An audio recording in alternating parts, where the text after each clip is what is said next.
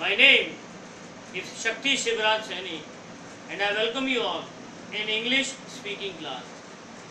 Friends, last lesson में हमने verb के फिनाइट और नॉन फिनाइट रूप के बारे में जाना।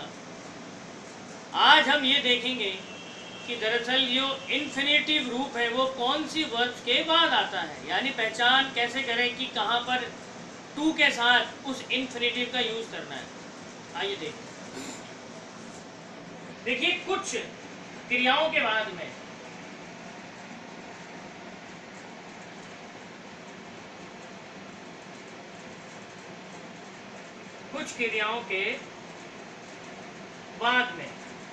अब ये क्रियाएं कौन कौन सी एक बार ये भी देख लेते हैं।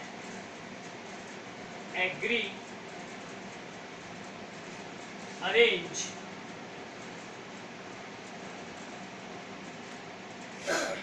Attempt,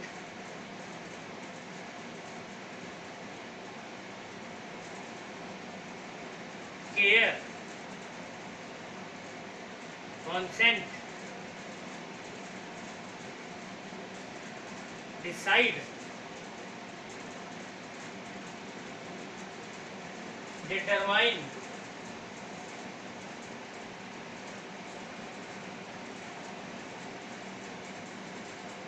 fail, forget, learn, prepare,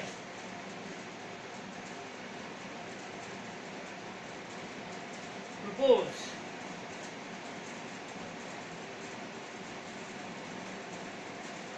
promise,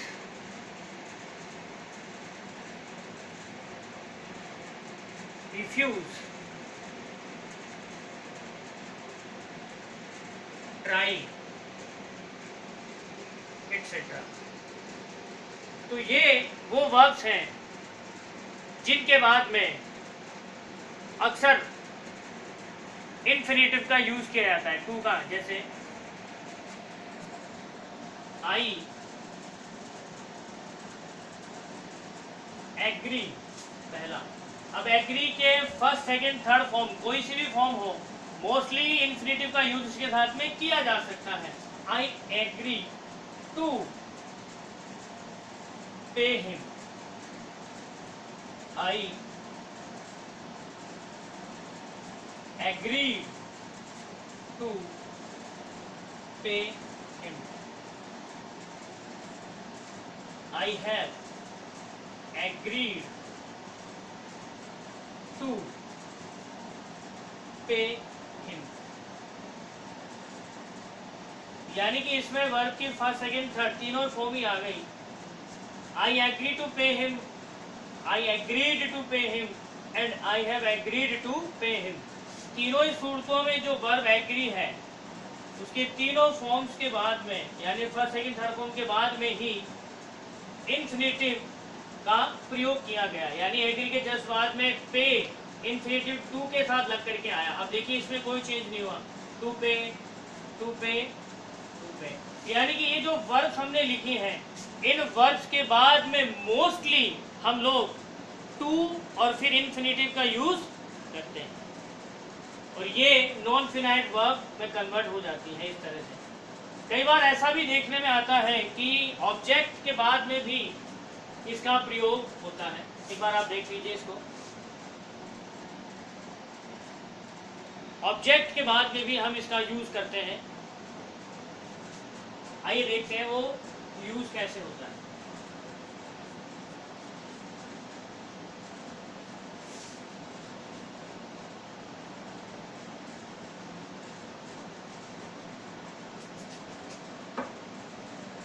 मैं बता रहा था कई बार ऑब्जेक्ट के बाद में भी इसका यूज होता है। अब अगर हम इसकी फॉर्मूले को देखें तो फॉर्मूला होगा verb plus object plus two और फिर इन्फिनिटिव।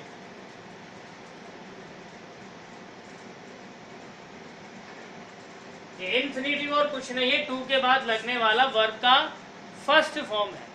जो अभी हमने सीखा था कि ऑब्जेक्ट के बाद में भी लगता है। अब वो कौन कौन से मीनिंग्स हैं जिनके बाद में ऑब्जेक्ट के बाद में इसको यूज कर सकते हैं, जैसे allow, advise, ask, how, invite, permit,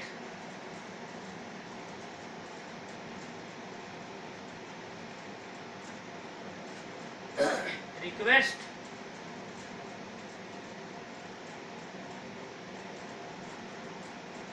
और टेल, एक्सेट्रा। यानी होने को तो बहुत सारी वर्ब्स हैं जिनके साथ हम यूज कर सकते हैं। ये हम पढ़ रहे हैं कि ऑब्जेक्ट के बाद में भी इसका यूज होता है। इससे पहले हमने देखा था कि वर्ब के जस्ट बाद में इन्फिनिटिव और टू का यूज हो रहा है। अब हम ऐसी वर्ब्स को देख रहे हैं जिनके जस्ट बाद में यानी ऑब्जेक्ट के बाद में इन्फिनिटिव का यूज हो रहा। फॉर्मूला है मेन सेंटेंस में पहले वर्ब आ जाएगी, उसके बाद में ऑब्जेक्ट, और उसके बाद में फिर टू और इन्फिनिटिव का यूज किया जा रहा है। एग्जाम्पल जैसे देखते हैं हम, I request my father to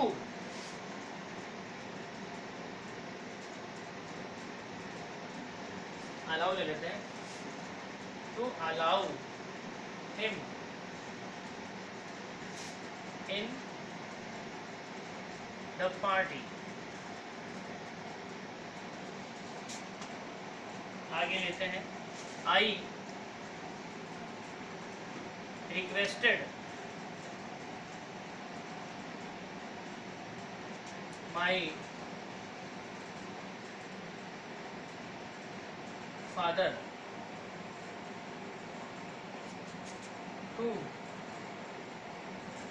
allow him in the party. Third one, I have requested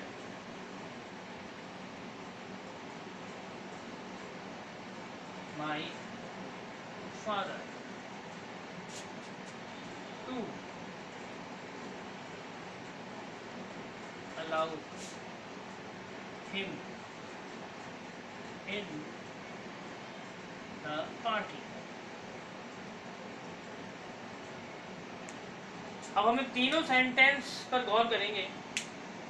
देखिए, इससे पहले जो हमने इन्फिनिटिव का यूज सीखा था वो वर्ब के बाद में था, यानी ये वर्ब है, वर्ब के बाद में यूज हो रहा था। कौन कौन सी वर्ब थी वो हमने सीखी। अब रूल नंबर 2 ये भी कहता है कि कुछ वर्ब्स ऐसी भी होती हैं जिनमें ऑब्जेक्ट के बाद में इन्फिनिटिव का यूज होता है। ये वर्ब कौन कौन सी है? Allow, advise, ask, how, invite, permit, request, tell, etcetera. वैसे तो और भी बहुत सारी होती है, बट मेनली मैंने यहाँ पर इनको इंक्लूड किया है। तो पहली वर्ब थी अलाउ। तो अलाउ किस तरह से यूज हुई? वर्ब, ऑब्जेक्ट, फिर इन्फिनिटिव। तो हम यहाँ से लेते हैं, ये हो गया सब्जेक्ट। सब्जेक्ट के जस्ट बाद में आ गई वर्ब, जो कि ये क्लियर हुआ हमारा फॉर्मूला के अकॉर्डिंग। उसके बाद में ऑब्जेक्ट, ये माई फादर, ये ऑब्जेक्ट आ गया। उसके बाद में टू, ये टू लग गया, और फिर इन्फिनिटिव, ये अलाउ। तो ये यहां तक अगर सेंटेंस को गौर करें तो ये इस फॉर्मूले के अकॉर्डिंग है। वर्ब, ऑब्जेक्ट और to infinitive, to plus allow. तो ये भी एक ऐसा रूप है जो ऑब्जेक्ट के बाद में यूज किया जाता है। इससे पहले हमने सीखा था वर्ब के जस्ट बाद में कौन कौन सी वर्ब्स थी, उसके जस्ट बाद में नॉन फिनाइट का यूज किया जाता है, इन्फिनिटिव वर्ब का। और ये कुछ ऐसे एग्जांपल्स हैं जिसमें इन वर्ब्स के बाद में यानी ऑब्जेक्ट के बाद में भी इन्फिनिटिव का यूज किया जाता है। तो अगले लेसन में फ्रेंड्स हम लोग वर्ब के और फंक्शंस के साथ में आपसे मिलेंगे। तब तक आप खुश रहिए, प्रैक्टिस करिए। और मैंने इस इंग्लिश स्पीकिंग कोर्स में सिर्फ उन्हीं चीज़ों को लिया है जो कि बहुत ज़रूरी है। ये मैं आपको इसलिए बता रहा हूँ कि ये जान लें, आप इसकी बेसिक नॉलेज ही ले लें, वो आपके लिए काफ़ी है। बेसिक नॉलेज होगी तो आप अपने बेस्ट नॉलेज के अकॉर्डिंग वेरिएशन कर सकेंगे स्पोकन में सेंटेंसेस के साथ में। तो नॉलेज होना ज़रूरी भी है और बहुत अच्छा भी है। तो अगले लेसन में मैं आपसे फिर मिलूँगा क्रिया के नए फंक्शन के साथ में। तब तक मुझे आज्ञा दीजिए।